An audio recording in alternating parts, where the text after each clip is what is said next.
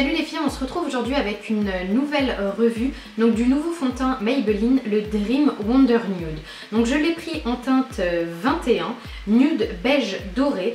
Donc il a une contenance de 20 ml et il a un applicateur donc comme ceci qui ressemble un peu à une goutte qui justement n'est censé faire aucune goutte et permettre de faciliter donc l'application de ce fond de teint.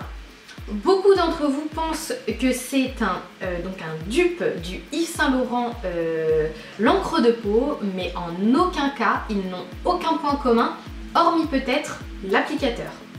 C'est tout ce qu'ils ont en commun. Donc ce produit est vendu dans certains Leclerc à 17 voire 18 € et dans d'autres comme Auchan entre 8 et 12 € si vous avez la carte de fidélité ou pas. Donc vraiment vous pouvez le retrouver donc, dans les grandes surfaces à des prix totalement différents. Donc aujourd'hui je vais vous donner donc mon avis sur ce produit. J'ai la peau sèche à mixte quand elle veut en clair en fonction de l'heure de la journée. Donc c'est un fond de teint qui s'applique vraiment très facilement. Même autour de la bouche, c'est un problème que j'ai avec l'encre de peau de Yves Saint Laurent qui s'applique très difficilement autour de la bouche parce que c'est une partie assez sèche et il a des problèmes donc au niveau de l'application autour de la bouche, je ne sais pas pourquoi. Ce produit là n'a pas du tout ce problème là, il s'applique vraiment très facilement, il est très liquide, il a un effet lumineux, pas non plus voilà, c'est pas non plus extraordinaire, vous n'allez pas briller dans tous les sens. Il a un effet beaucoup plus lumineux que le Yves Saint Laurent encre de peau qui est totalement mat. Donc le seul énorme bémol de ce fond de teint, c'est l'effet mouillé collant qu'il peut avoir lorsque vous l'appliquez. C'est-à-dire que déjà d'une part vous êtes obligé de poudrer si vous voulez sortir avec, parce que juste en touchant comme ça vous avez les mains qui collent au visage et ce n'est pas 2 heures ou 3 heures, c'est jusqu'au soir. Je ne l'ai pas poudré donc le premier jour d'application, le soir encore lorsque je touchais ici, partout c'était super collant. Et si par exemple vous faites comme ça, un truc à la con, vous faites comme ça, vous aurez en fait des marques de vos doigts sur le fond de teint tellement le fond de teint ne sèche pas. Donc vous êtes obligé de le poudrer et encore même poudré il a énormément de mal à sécher.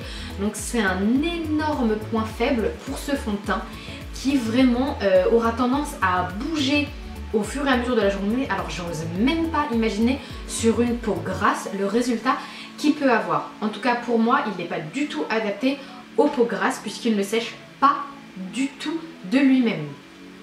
Donc idem, le problème du fait qu'il prend du temps à mouiller, si vous ne le poudrez pas pour appliquer votre bronzer ou votre poudre, votre poudre bronzante ou votre contouring, vous allez tout simplement galérer. La matière s'accroche et ensuite de ça pour l'estomper vous allez galérer. Vraiment, ça fait en clair des taches et ça vous émiette le produit à force d'estomper.